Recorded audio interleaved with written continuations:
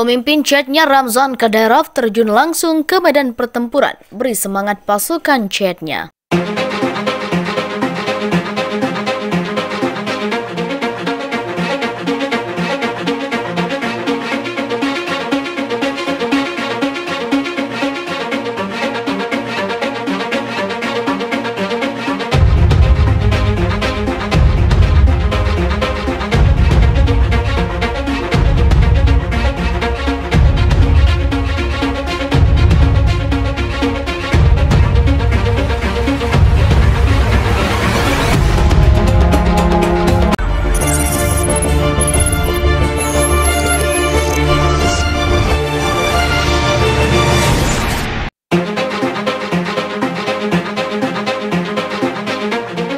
Ramzan Kadyrov, pemimpin kawasan Chechnya Rusia dan sekutu Presiden Rusia Vladimir Putin, mengklaim dirinya mengunjungi Ukraina untuk bertemu pasukan tempur Chechnya bersama pasukan Rusia.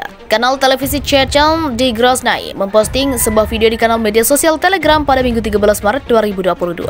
Video tersebut memperlihatkan Kadyrov di sebuah ruangan gelap dalam seragam militer tengah berdiskusi dengan pasukan Chechen yang dikatakan berlokasi di 7 km dari ibu kota Ukraina, Kiev. Menurut kantor berita AFP, Kadyrov yang memposting video tersebut mengatakan dalam sebuah pesan yang diambil di Hostomel, sebuah lapangan udara dekat Kiev yang dikuasai tentara Rusia di hari pertama penyerangannya. Namun Al Jazeera tidak bisa memverifikasi klaim Kadyrov tersebut. Di lain hari, kita ada sekitar 20 km dari Nazi Kiev. Dan sekarang kita bahkan lebih dekat lagi, tulis Kadyrov seperti dilansir Al Jazeera. Ia menyerukan pasukan Ukraina untuk menyerah atau kalian akan diselesaikan. Sebelumnya Kadyrov membuat postingan lain yang diragukan apakah ia telah mengunjungi kawasan Kiev. Maka apakah Anda melihat video ini? Tulis Kadyrov di akun Telegram resminya. Kadyrov yang kerap menggambarkan dirinya sebagai tentara kaki Putin telah memposting video pasukan Chechen di kawasan Kiev sebagai bagian pasukan invasi Rusia. Badan intelijen Ukraina menuding pasukan Rusia telah menembak sekelompok pengungsi perempuan dan anak-anak yang dievakuasi dari desa Permoha di dekat Kiev. Akibat insiden tersebut, 7 orang tewas, salah satunya anak-anak. Badan intelijen Ukraina menjelaskan, para pengungsi melakukan konvoi untuk meninggalkan desa secara mandiri menggunakan koridor hijau. Ini bertujuan untuk menyelamatkan diri ke tempat yang lebih aman. Dalam upaya mengungsi dari desa Peregomoga, di sepanjang koridor hijau yang disepakati, para penjajah melepaskan tembakan ke warga sipil yang hanya terdiri dari perempuan dan anak-anak. Kata intelijen pertahanan Ukraina dikutip dari AFP Senin 4 Maret. Akibat dari tindakan brutal ini, 7 orang tewas, 1 orang tewas, dan dari mereka adalah anak-anak selanjutnya. Intelijen militer Ukraina menyebut insiden tersebut terjadi pada Jumat lalu 11 Maret. Seluruh warga pun diimbau untuk tetap mengikuti jalur evakuasi yang aman. Sekelompok 7 tentara Rusia pada Kamis 10 Maret pukul 6 pagi melakukan penggerbekan terhadap rumah Leila Ibragimova di Melitopol di Tenggara Ukraina. Ibragimova, seorang etnis Tatar Crimea, adalah tokoh terkenal di kota yang telah jatuh di bawah kendali tentara Rusia setelah invasi Rusia ke Ukraina itu. Ibragimova merupakan wakil Dewan Regional Zaporizhzhia dan Direktur Museum Kota Melitopol. Dia telah menjadi pendukung kuat untuk konstituennya, termasuk penduduk lokal sekitar 12.000 Tatar Crimea, sebuah kelompok Muslim yang berasal dari dekat Crimea, wilayah yang dianeksasi Rusia pada 2014. Para prajurit dilaporkan meletakkan tas di atas kepala Ibragimova dan memaksanya masuk ke dalam mobil, lalu berkeliling sebentar sebelum mereka membawanya ke lokasi yang tidak ditentukan untuk diinterogasi. Mereka bertanya kepadanya tentang Azad, sebuah organisasi Tatar Crimea lokal, serta nama dan alamat para aktivis dan pemimpin opini di daerahnya. Namun Ibragimova menolak memberikan informasi apapun kepada orang-orang itu dan mengatakan kepada mereka bahwa tindakan mereka ilegal.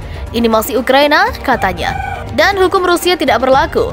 Ibragimova dibebaskan hari itu juga. Pasukan pendudukan Rusia memutuskan untuk tidak mengajukan tuntutan apapun terhadapnya. Kendati demikian, para analis mengatakan penangkapan itu dapat memberikan wawasan tentang rencana jangka panjang Rusia ketika datang ke wilayah yang dikuasainya dalam 2 minggu terakhir, dan taktik yang mungkin digunakan untuk mencapainya. Tujuan penahanan adalah untuk mengancam Ibragimova, mendapatkan informasi sebanyak-banyaknya tentang kontaknya, dan mengidentifikasi orang dan organisasi yang harus menjadi target pasukan Rusia selanjutnya. Ini adalah metode terkenal dari Dinas Keamanan Rusia. Mereka telah melakukan hal yang sama di Crimea sejak 2014, kata Nedim Usainov, seorang ilmuwan politik di Fakultas Islam Eropa, Universitas Warsawa, seperti dikutip dari Al Jazeera Senin 14 Maret 2022. Usaina mengatakan rencana Rusia tampaknya untuk merebut wilayah yang memungkinkannya untuk secara permanen memotong akses Ukraina ke laut dan menghubungkan wilayah Donetsk dan Luhansk yang memisahkan diri dengan daratan Rusia dan Crimea. Mereka juga ingin mengamankan akses air dan sungai Dnipro karena mereka masih belum menyelesaikan masalah kelangkaan air di Crimea. Mereka juga mulai membawa beberapa kolaborator Tatar Crimea untuk mengorganisir agitasi di wilayah Kherson, ungkapnya. Leonid Karemov dari Yayasan Hak Asasi Manusia Polandia Helsinki mengatakan, situasi Tatar Crimea di Crimea telah sulit sejak awal pendudukan. Rusia telah menganiaya sebuah aktivis yang menentang pendudukan dan pembersihan terorganisir. Hingga saat ini sekitar 20 orang hilang di Crimea. Mereka diculik oleh petugas keamanan dan kemungkinan besar mereka tewas. Hal ini sangat mempengaruhi moral masyarakat. Kebijakan Rusia terhadap Tatar Crimea adalah kebijakan teror, ujarnya. Selama 8 tahun terakhir kehadiran Rusia di Crimea, rumah para aktivis telah digeledah. Hampir semua media independen Tatar Crimea ditutup dan jurnalis lokal dipaksa untuk pergi atau mengubah fokus mereka dari politik ke hiburan. Ada sensor penuh dari media lokal. Sebuah lapangan udara dekat Kiev yang dikuasai tentara Rusia di hari pertama penyerangannya. Namun Al Jazeera tidak bisa memverifikasi klaim Kadyrov tersebut. Di lain hari, kita ada sekitar 20 km dari Nazi Kiev. Dan sekarang kita bahkan lebih dekat lagi, tulis Kadyrov seperti dilansir Al Jazeera. Ia menyerukan pasukan Ukraina untuk menyerah atau kalian akan diselesaikan. Sebelumnya Kadyrov membuat postingan lain yang diragukan apakah ia telah mengunjungi kawasan Kiev. Apakah Anda melihat video ini? Tulis Kadyrov di akun Telegram resminya. Kadyrov yang kerap menggambarkan dirinya sebagai tentara kaki Putin telah memposting video pasukan Chechen di kawasan Kiev sebagai bagian pasukan invasi Rusia. Badan Intelijen Ukraina menuding pasukan Rusia telah menembak sekelompok pengungsi perempuan dan anak-anak yang dievakuasi dari desa Permoha di dekat Kiev. Akibat insiden tersebut, 7 orang tewas, salah satunya anak-anak. Badan Intelijen Ukraina menjelaskan, para pengungsi melakukan konvoi untuk meninggalkan desa secara mandiri menggunakan koridor hijau. Ini bertujuan untuk menyelamatkan diri ke tempat yang lebih aman dalam upaya mengungsi dari desa Pergomoga. Di sepanjang koridor hijau yang disepakati, para penjajah melepaskan tembakan ke warga sipil yang hanya terdiri dari perempuan dan